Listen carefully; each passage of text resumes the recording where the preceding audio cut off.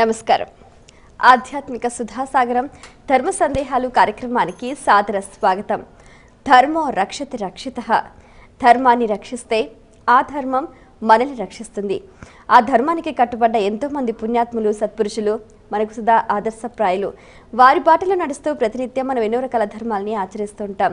చాలా సందర్భాల్లో చాలా రకాల సందేహాలు ఎదురవుతూ ఉంటాయి, సహజమే. మరి ప్రేక్షకులు వాళ్ళకు కలిగిన సందేహ నివృత్తికై ఎంతో శ్రద్ధగా మన ఈ కార్యక్రమానికి ఉత్తరాల ద్వారా, ఈమెయిల్స్ ద్వారా రాసి పంపిస్తున్నారు. వాటన్నిటికీ శాస్త్రీయ సమాధానాలు అందించడానికి మన ముందున్నారు తెలుగు, సంస్కృతం, ఆంగ్ల భాష అనువాదకులు, రామాయణ ప్రవచనానికి పర్యాయపదంగా నిలిచిన వారు, లలితా సహస్రనామ ప్రవచనకర్త, ఆధ్యాత్మికవేత్త, రచయిత, గ్రంథకర్త, మీ అందరికీ సుపరిచితులైన డాక్టర్ మైలవరపు శ్రీనివాసరావు గారు. వారితో మాట్లాడి మరిన్ని విషయాలు వారి మాటలో తెలుసుకుందాం. ఈనాటి కార్యక్రమాన్ని ప్రారంభిద్దాం. నమస్కారం అండి. నమస్కారం. మొదటి ఉత్తరం చూద్దామండి. అంబాజీపేట నుంచి జితేంద్ర వర్మ రాస్తున్నారు. నిత్య పూజలో రోజు దర్భ ఉంగరం ధరించవచ్చా, తెలియచేయగలరు అంటూ రాస్తున్నారు. దర్భ అనేదాన్ని కుశ అని కూడా పిలుస్తారు. కు అంటే భూమి నుండి, ష నిద్రిస్తూ ఉండేది, అంటే భూమి యందు నిద్రిస్తూ ఉండేది.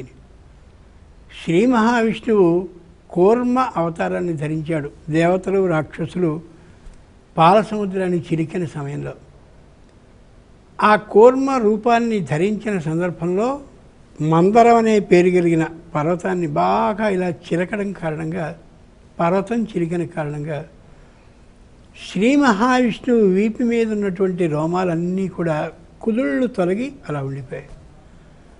ఆ కార్యక్రమం అయిపోయిన తర్వాత ఒడ్డుకొచ్చి ఆయన ఒళ్ళిలా విదిల్చుకుంటే ఆ వీపు మీది రోమాలు నేల మీద పడ్డాయి.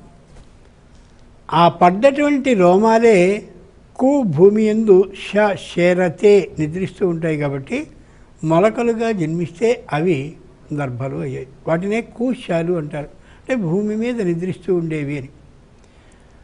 నిద్రించడం ఏమిటండి అంటే మొలకలుగా మొలిచినవి అని వృక్షానికి సంబంధించిన అర్థంగా చెప్పుకోవాలి. ఇంచేత కుశ అంటే దర్భ. ఆ దర్భ శ్రీ మహావిష్ణువు యొక్క రోమంతో సమానం. అంతటి పవిత్రత కలిగింది. నిత్య పూజ చేసేటటువంటి సందర్భంలో దర్భ ఉంగరాన్ని ధరించి తీరచ్చు. అలాగే మాసికాలు, శ్రాద్ధాలు మొదలైనటువంటివి చేసే సందర్భంలో ఇతరమైనటువంటి ఉంగరాల్ని పెట్టుకోకూడదు. దర్భ ఉంగరాన్ని మాత్రం పెట్టుకుని తీరాలి. అందుకే శ్రాద్ధంలో ప్రత్యేకంగా, అలాగే మాసికంలో ప్రత్యేకంగా ఉంగరం బదులుగా, అంటే దర్భ ఉంగరం పెట్టుకునేటువంటి సందర్భంలో దర్భనే ప్రత్యేకంగా ఇక్కడ ఏర్పాటు చేసి దాన్ని దర్భ అని చెప్పి పవిత్రము అనే పేరిట ధరింపజేస్తారు. అలా అని చెప్పి దర్భ ఉంగరం పెట్టుకున్నాను కదా అని చెప్పి పవిత్రం అక్కర్లేదా అంటే అప్పుడు కూడా పవిత్రం ఉండాలి. ఇది మాత్రం దర్భ ఉంగరాన్ని నిత్య పూజలోనూ వాడచ్చు, ఆ సందర్భంలోనూ వాడచ్చు. మిగిలినటువంటి కార్యక్రమాల్లో ఈ దర్భ ఉంగరాన్ని సుఖంగా పాటించవచ్చు. కాబట్టి దర్భ ఉంగరం శాశ్వతంగా ఉండొచ్చు అని చెప్పుకోవచ్చు, ఇబ్బంది లేదు. మరి ఉత్తరం చూద్దామండి. పాల్వంచ నుంచి లక్ష్మి రాస్తున్నారు. భగవంతునికి రూపం లేదంటారు, మరి ఈ గుడులు, విగ్రహాలు ఎలా వచ్చాయి, తెలియచేయగలరు అంటూ రాస్తున్నారు. నిజానికి సిద్ధాంతం చెప్పింది అంటే నా లేదు, తస్య దైవానికి ప్రతిమ, రూపము, ఆయనకి సంబంధించినటువంటి ప్రతిబింబము లాంటిది లేదు అని. మనమేం చేయాలి? ఏదైనా ఒక రూపాన్ని అంటూ ఏర్పాటు చేసుకుంటే తప్ప ఆయనని మనం ధ్యానించలేం. కాబట్టి ముందు సగుణ రూపంగా ఒకరిని ఏర్పాటు చేసుకుంటాం. నిర్గుణము అంటే రూపం లేనటువంటి రూపం. పసుపు వినాయకుడిని చేయరా అంటాం మామూలుగా. పసుపుతో వినాయకుడిని చేస్తారు. ఆయనకి తొండం, అలాగే ఈ చెవులు, బొజ్జ, పొట్టికాళ్ళు, పొట్టి చేతులు ఏముండవు. వినాయకుడిని ఉండదు. అది నిర్గుణ రూపం. సగుణ రూపం అంటే మనం చూసేటటువంటి రూపం. ఈ సగుణ రూపాన్ని ఉపాసించని పక్షంలో నిర్గుణ రూపానికి వెళ్ళగలిగిన శక్తి మనకి రాదు. పైన ఉండేటటువంటి అటక మీది వస్తువుల్ని చూడాలి అంటే ఓ నిచ్చెనని ఆధారం చేసుకుని పైకి వెడితే తప్పది సాధ్యపడదు. అంచేత ఈ నిచ్చెన మీదుగా ఎలా అయితే పైకి వెడుతున్నామో అలా సగుణ రూపంగా ఓ లక్ష్మీదేవినో సరస్వతీదేవినో వినాయకుడినో విష్ణువునో శంకరుడినో ఆరాధించుకుంటూ వెళ్ళినట్టయితే కొన్నాళ్ళకి నిర్గుణ రూపం అంటే ఏ విధమైన రూపము లేనటువంటి దైవాన్ని ఆరాధించుకోగలుగుతాం. అంచేతే చిదంబరానికి మనం వెళ్ళినట్టయితే స్వామివారు చాలా బాగుంటారు, బ్రహ్మాండంగా ఉంటారు, చెప్పలేనంత సౌందర్యంతో ఉంటారు, సువాసనని వెదజల్లుతూ ఉంటారు, అందరినీ అనుగ్రహిస్తారు. చూడండి స్వామివారి రూపాన్ని అని తీస్తే ఏమి ఉండదో, గోడ కనిపిస్తూ ఉంటుంది. అది నిర్గుణ రూపం, ఇది సగుణ రూపం. అలాగే శివాలయంలోకి వెళ్ళితే పోయి అంత అందంగా ఉన్నాడండి శంకరుడు అంటాం, చూస్తే ఒక లింగాకారం కనిపిస్తుంది, అంతే, ఏమీ అక్కడ ఉండదు. అంచేత సగుణ రూపం అనేది అంటే ఒక రూపం ఉండే విధానం అనేది రెండవ స్థితి మాత్రమే. మొదటి స్థితి ఆ నిర్గుణ రూపం. సగుణం ద్వారా నిర్గుణానికి వెళ్ళాలి తప్ప ఒక్కసారి నిర్గుణాన్ని చూసి ఆ తర్వాత సగుణాన్ని ఊహించుకుందామంటే సాధ్యపడేది కాదు.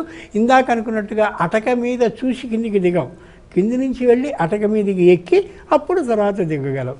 కాబట్టి సగుణ రూపం ఏదైతే మనకుందో దాని ద్వారా నిర్గుణానికి వెళ్ళాలి అని సిద్ధాంతం. మరో ఉత్తరం చూద్దామండి.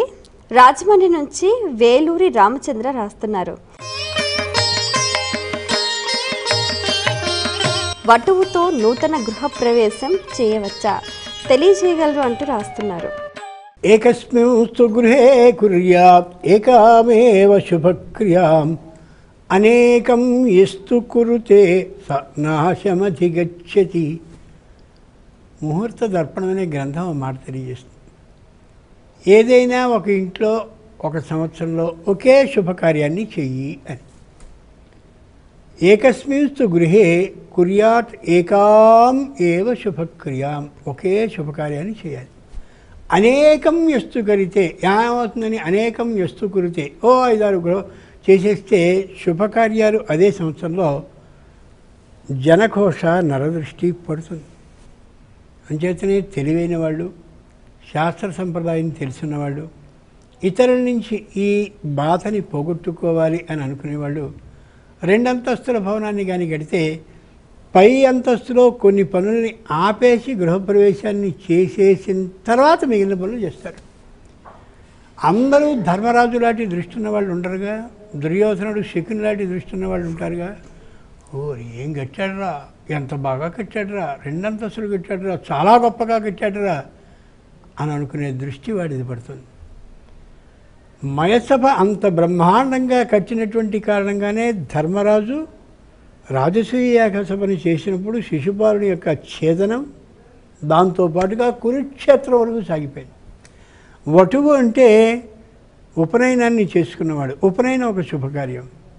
గృహప్రవేశం అంటే ఇదొక శుభకార్యం. 2 చేశాడా, ఎంత సొమ్ము ఉంది, ఎంతమంది వచ్చారు, ఎంతమందికి భోజనం పెట్టాడు, ఎంత వైభవంగా చేశాడు అని అనుకునే నరఘోష నర దృష్టి పడుతుంది. కాబట్టి వటువుతో గృహప్రవేశాన్ని చేయడం శాస్త్రం చెప్పిన ప్రకారం అయితే సరి కాదు.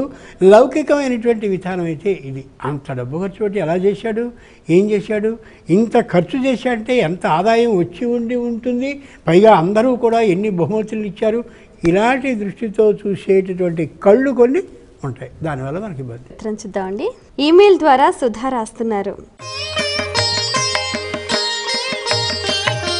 కాగల కార్యమును గంధర్వులే తీర్చెదరు, ఈ సామెత ఏ సందర్భంలోనిది, తెలియచేయగలరు అంటూ రాస్తున్నారు. చిత్రం ఏంటంటే దుర్యోధనుడు పరమాహంకారి. అహంకారం ఉండొచ్చు కానీ ఇంకోటి చెప్పేది వినేవాడైతే ఇబ్బంది లేకపోతుంది. కానీ వీడు ఎవడి మాట వినడు. బ్రహ్మాండమైన సరస్సు ఉంటే ఆ సరస్సులోకి దిగద్దు అని అక్కడ ఉండేటటువంటి ఆ సరస్సుని కాపలా కాసేటటువంటి వాడు చెప్పాడు. దుర్యోధనుడు అందరితోనూ ఎందుకు వచ్చాడంటే పాండవులు అరణ్యాల్లో ఉన్నారని, ధనధాన్యాలు లేక ఇబ్బంది పడుతున్నారని, సరైనటువంటి వస్త్రాలు ధరించలేక చాలా ఇబ్బందులకి గురవుతున్నారని వాళ్ళకి వాళ్ళు అర్థం చేసుకునేందుకు వీలుగా బ్రహ్మాండమైన రాజాన్నారాన్ని తెచ్చుకుని అమోఘమైన లాంఛనం కలిగినటువంటి వస్త్రాలను వేసుకుని మంచి మంది మార్పులంతో వీడొచ్చాడు. వచ్చేసి వాళ్ళని ఏడిపించాలనే ఆలోచనతో వచ్చిన దుర్యోధనుడు తన వాళ్ళందరితో కలిసి అక్కడ పెద్ద సరస్సు ఉంటే ఆ సరస్సులోకి దిగబోతే అక్కడ సరస్సుని కాపలా కాసేవాడు ఆపాడయ్యా, ఇది ఫలానా చిత్రరథుడనే గంధర్వుడిది, ఇది దీంట్లో దిగితే మీకు ఇబ్బంది కలుగుతుంది అని. నేనెవరిని అనుకుంటున్నావు అని వాడి గురించి చాలాసేపు పొగుడుకుని మొత్తం అందరితో కలిసి దిగాడు. ఆ గంధర్వుడికి వెంటనే వీళ్ళు తెలియజేశారు. ఆయన వచ్చి దుర్యోధనుడిని కట్టగట్టి రథంలో తీసుకుని అలా పట్టుకుపోతూ ఉంటే అందరూ పెద్ద గోలు అని అరిచారు. అతన్ని అంటే దుర్యోధనుడిని విడిపించాలి అంటే ధర్మరాజు మాత్రమే సమర్థుడు, ఇంకెవరి మాట వాడు వినడు, అతని మీద మాత్రమే గౌరవం చెప్తారు అతనికి. ఈ విషయం ధర్మరాజుకి తెలిసిన తర్వాత ధర్మరాజు వచ్చి అడ్డుగా నిలబడి ఆ లోపల ఉన్నటువంటి దుర్యోధనుడిని చూశాడు. యజ్ఞానికి సంబంధించిన తాళతో కట్టబడ్డ పశువులో లోపల ఉన్నాడు. అలాగే కుండలో పెట్టబడి మూత మూస్తే లోపల బొస కొడుతూ ఉంటుంది, ఎలా అయితే నాగం సర్పం అలా ఉన్నాడు. ఎందుకని? ఎవరి దగ్గర అహంకారాన్ని చూపించారో ఆడంబరాన్ని చూపించారో అందుకోసం వచ్చిన దుర్యోధనుడికి ఆ ధర్మరాజు చేతిలోనే పరాభవం. ఇక్కడ అంచేత గంధర్వులు కాగల కార్యాన్ని తీర్చారు. మేము ఏ గర్వపరాభవాన్ని చేయాలని అనుకున్నామో, గర్వభంగాన్ని చేయాలనుకున్నామో, వాడికి బుద్ధి చెప్పాలని అనుకున్నామో ఆ పనిని గంధర్వులే తీర్చారు అని అర్థమైంది కదా. ఒక్క గంధర్వుడి ధాటికి తట్టుకోలేనిటువంటి దుర్యోధనుడు మేము 5గురం బ్రహ్మాండమైన యుద్ధానికి వస్తే శ్రీకృష్ణుడు మాకు అండగా ఉంటే వీడు ఏం చేయగలడు అనే అంతరర్థం దాంట్లో కనిపిస్తూ ఉంటుంది. బాగా ఆలోచించుకోవాలి. అంచేతనే కాగల కార్యం గంధర్వులే తీర్చారు అంటే ఇది అర్థం. మరి ఉత్తరం చూద్దామండి. నంద్యాల నుంచి పద్మ రాస్తున్నారు. రాహుకాలంలో పూజలు చేయవచ్చా తెలియజేయగలరు అంటూ రాస్తున్నారు. నిజానికి రాహుకాలం అనేది నెల్లూరు దగ్గర నుండి మనకి ప్రారంభమవుతుంది. గ్రహం యొక్క వీక్షణం ఒక ప్రాంతానికి మాత్రమే ఉంటూ ఉంటుంది, అంటే రాహుగ్రహ వీక్షణం. అంచేత మనందరం ఈ ప్రాంతంలో ఉండేవాళ్ళం ఈ రాహుకాలం పాటించాల్సిన అవసరం మాత్రం ఉండదు. అక్కడి నుంచి వాళ్ళు పాటించేటటువంటి విధానం ఉంది కాబట్టి మనకి 2 విధాలు ఉంటాయి, రేఖాంశాలు అక్షాంశాలు అని. దాన్ని బట్టి నడుస్తూ ఉంటుంది కాబట్టి ఆ నెల్లూరు ప్రాంతం నుంచి ఉండేవాళ్ళు రాహుకాలాన్ని పాటించవలసిన అవసరం ఉంది తప్ప అబ్బో ఈవేళ ఆదివారం కాబట్టి సాయంత్రం 4 నుంచి 6 గంటల వరకు ఏం చేయకూడదు అంటే మనం చేయకూడదు అని నియమం అనుకున్నదు, వాళ్ళకి చేయాలనే నియమం ఉంటూ ఉంటుంది. కొన్ని ప్రాంతాల్లో సంప్రదాయ అనుగుణంగా అంటే నెల్లూరు నుంచి వచ్చిన పిల్లల్ని మనం ఇక్కడ చేసుకుంటే ఆ అమ్మాయి రాహుకాలంలో చేయదు కాబట్టి ఆ రాహుకాలంలో చేయని పని ఇక్కడ అలవాటైపోయి వీళ్ళు కూడా రాహుకాలాన్ని పాటిస్తున్నారు తప్ప మనం రాహుకాలాన్ని పాటించాల్సిన అవసరం లేదు. మరి ఉత్తరం చూద్దామండి. మచిలీపట్నం నుంచి శర్మ రాస్తున్నారు. సూర్యపుత్రులలో యమధర్మరాజు, శనేశ్వరుడు వీరిలో ఎవరు అగ్రజులు తెలియచేయగలరు అంటూ రాస్తున్నారు. రవిపుత్రం యమాగ్రజం నీలాంజన సమాభాసం రవిపుత్రం యమాగ్రజం ఛాయామార్తాండ సంభూతం తం నమామి శనైశ్చరం. ప్రార్థనలోనే ఉంది. నీల అంజన సమ ఆభాసం. నీల అంటే నీలి రంగు, ఆకాశపు రంగు. అంజన అంటే చక్కని నల్లని కాటుక రంగు. శని ఎలా ఉంటాడంటే నల్లగా ఉంటాడండి అంటారు, నలుపుగా ఉండడు. నీలిరంగు నలుపు రంగు కలిపిన రంగుతో ఉంటాడు. నీల అంజన సమ ఆభాసం. నీలిరంగు నలుపు రంగు కలిసిన సమంగా కలిసినటువంటి విధంగా ఆభాసం బాగా ప్రకాశిస్తూ ఉంటాడు. రవిపుత్రం సూర్యుని యొక్క పుత్రుడు. యమ అగ్రజం యమునికి అన్న. ఛాయా మార్తాండ సంభూతం ఛాయాదేవికి మార్తాండుడికి కలిగినటువంటి వాడు సంభూతం. తం నమామి శనై చరం. శనై అంటే నిదానంగా చరం అడుగులు వేసేవాడు. నిదానంగా అడుగులు వేస్తూ వస్తుంటాడు ఆయన. అంటే ఏమిటి? ఆ శని మనని పట్టుకున్నాడనేటటువంటి విషయాన్ని ముందు గ్రహించలేము. పూర్తిగా గోతులో పడ్డాక జీవితంలో అబ్బా ఏం జరిగిందని చూసుకుంటే పైన శని నవ్వుతూ కనిపించి అర్థమైందిరా అని అడుగుతాడు. అంటే గోతులో పడ్డాక మాత్రమే తాను పట్టుకున్నానని తెలియచేసేటటువంటి వాడెవరో ఆయన శని. అంచేతనే శనికి నూనె కాలుట కదండి అంటుంటారు. కాలికి నూనె అయినటువంటి వాడు ఎక్కడ జారి పడతామో అని ఇలా జాగ్రత్తగా అడుగులు వేసుకుంటూ వస్తాడో అలా ఈ శని కూడా మన జీవితంలోనికి నిదానంగా ప్రవేశిస్తూ వస్తాడు. కాబట్టి శనిని నూనె కాళ్ళవాడు అంటారు తప్ప నిజానికి శని కాళ్ళు నూనె రాయబడి ఉండవు, ఆయన నూనె కాళ్ళవాడు కాదు. కాబట్టి యమునికి అగ్రజహ, అగ్ర అంటే యమునికి అగ్ర ముందు జా పుట్టినవాడు, అగ్రజుడు అంటే ఆ యముని కంటే ముందు పుట్టినవాడు ఆయన. కాబట్టి ఆయన అన్నయ్య తప్ప తమ్ముడు కాదు. గురుగారు, ఇప్పుడు మనం చూస్తే హనుమంతుడి పాదాల మధ్యలో శనేశ్వరుడు ఉంటాడని, అయితే హనుమంతుని పాదాలు ముట్టరావద్దని, అయితే కేవలం హనుమంతుడి ముఖం మాత్రమే చూసి నమస్కరించాలని, పాదాలు తాకద్దు అంటారు. నిజమేనంటారా? ఇది ఆంజనేయుడికి కూడా తెలియని అబద్ధం. మన వాళ్ళు పుట్టించడంలో ఏం గొప్పగా పుట్టిస్తారో తెలియదు. హనుమాన్ అంజనాసూను వాయుపుత్రో మహాబల, మొత్తం పరిణామాలుగా. రామేష్ట ఫల్గుణ సఖ పింగాక్షో అమిత విక్రమ ఉదధిక్రమణశ్చైవ సీతాశోక వినాశక లక్ష్మణ ప్రాణదాతా చ దశగ్రీవస్య దర్పః. ఇవి కదా ద్వాదశేతాని నామాని. ఈ ఎక్కడైనా ఏదైనా అనుమానం వస్తే ఆంజనేయుడికి సంబంధించిన స్తోత్రం కానీ, శ్లోకం కానీ, అష్టోత్తర శతనామాలు కానీ, సహస్రనామాలు కానీ, వాటిలో చూసి ఏదైనా ఉంటే దాన్ని నమ్మాలి. అంతే కదా. ఆంజనేయుడి స్తోత్రాల్లో, శ్లోకాల్లో, ఆయనకున్న అష్టోత్తర శతనామాల్లో, సహస్రనామాల్లో ఎక్కడా కూడా అయ్యా నా పాదాలు రెంటి మధ్య శని ఉంటాడు, జాగ్రత్త ఏమో చూస్తారు, జాగ్రత్త అది ఇది అని ఎక్కడైనా చెప్పబడ్డది ఉందా? ఎవడో ఒకడో దుర్ముహూర్త కాలంలో పుట్టిస్తాడు ఇట్టాడిది, అక్కడి నుంచి ప్రతివాడు ఆంజనేయుడి మొహాన్నే చూడడం, పాదాల మధ్యలో చూడకూడదు అన్నాడు కాబట్టి ఎక్కడోసారి బుడుంగమని చూడాలనే ఆలోచన వచ్చేస్తుంది. ఏదైతే వద్దంటామో అది చేయాలనే ఊహ కలుగుతుంది. మానవ లక్షణం అది. గబుక్కుని చూసి అయ్యో ఇవాళ నేను శనీశ్వరుని చూశాను, ఏమైపోతుందో నాకు అని ఈ పూజ చేసిన దాని కంటే కూడా పొరపాటు నా పాదాల మధ్యలో చూశాను భయం ఎక్కువయ్యి చేయలేదేమో, పూజ అయిందో లేదో ఏమిటో అని ఆందోళన. ముఖ్యంగా స్త్రీలకు మరీ ఆందోళన. చెప్పొచ్చేది ఒకటే, ఎక్కడా ఆంజనేయుని మధ్య పాదాలలో ఆ పాదాల మధ్య శని ఉండడు. ఎక్కడైనా శని దోషం కలిగితే ఆ శని వల్ల వచ్చేటటువంటి ఇబ్బందిని తొలగించడానికి ఆంజనేయుడు ఖచ్చితంగా పనిచేస్తాడు. కాబట్టి ఆంజనేయుని పాదం కింద కనిపించని విధంగా అణచబడి కనిపిస్తాడు శని. ఇది నిజం. నా ఉదాహరణ నేను చెప్పుకుంటాను. నేను ఉద్యోగం చేసేటటువంటి రోజుల్లో ఓ సందర్భంలో చాలా భయం కలిగింది, ఆరోగ్యానికి సంబంధించి ఏం జరిగిపోతుందో అని. అప్పుడు శనిలో శని ప్రవేశిస్తున్నాడు, ఏమవుతుంది? అటువంటి సందర్భంలో సుందరకాండని సంపూర్ణంగా చదివితే ఏ విధమైన అనారోగ్యము నాకు కలగకుండా సుఖంగా నేను బయటపడగలిగాను, చక్కగా పదవీ విశ్రాంతిని తీసుకోగలిగాను. చాలా ఆనందం అనిపించింది. అప్పుడు వెంటనే మళ్ళీ నాకు అనుమానం వచ్చింది, సిద్ధాంతం తప్ప ఇది తప్ప అని.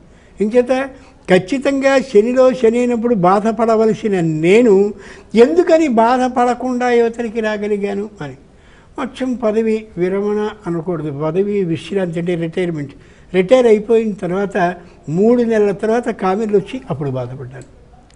అంటే ఏమిటన్నమాట, శని ఎక్కడైనా మనకి బాగా ఉచ్చస్థితిలో ఉన్నప్పుడు ఆంజనేయుని పాదాలని కానీ పట్టుకుంటే శని ఏమాత్రము మనకి ఏ అపకారాన్ని చేయకుండా ఉండేలా ఆంజనేయుని పాదం కింద తొక్కబడి అసలు కంటి దృష్టిని కూడా మన మీద ప్రసరింప చేయకుండా రక్షిస్తాడని దాని అర్థం తప్ప పాదాల మధ్యలో శని ఉంటాడు కాబట్టి ఎక్కడ చూస్తే పట్టుకుంటాడో అనుకోకూడదు.